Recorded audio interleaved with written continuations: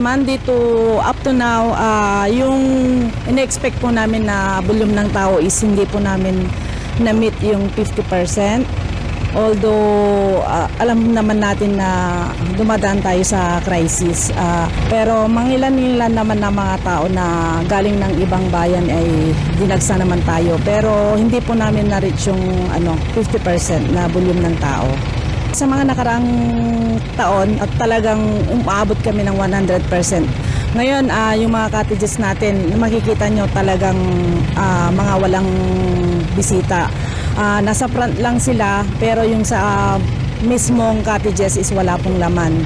Sa mga lifeguard naman po natin is everyday is all is well. Wala po, may mga near drowning tayo incident, pero na sasagip naman ng hindi naman na itatakbo na irarush sa hospital.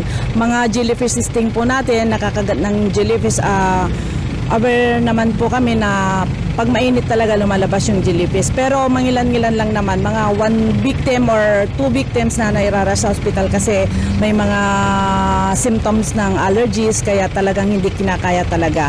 So far, okay naman yung ating Tundaligan Beach. May strength po kami ng lifeguard na 15 personnel ng lifeguard.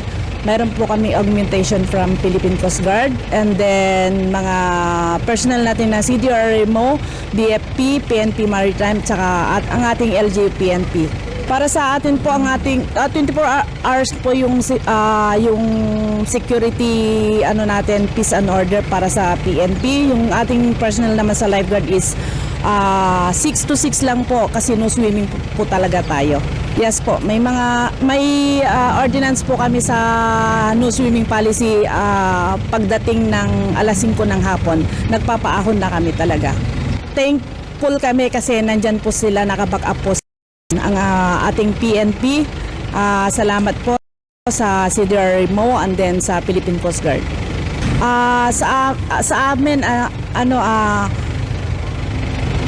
handa naman kami talaga sa ganitong sitwasyon na dadagsain kami ng tao. So pinapaalala po namin sa lahat ng ating mga bisita na bantayan po natin ang ating mga anak kasi sometimes may mga nawawalang bata po.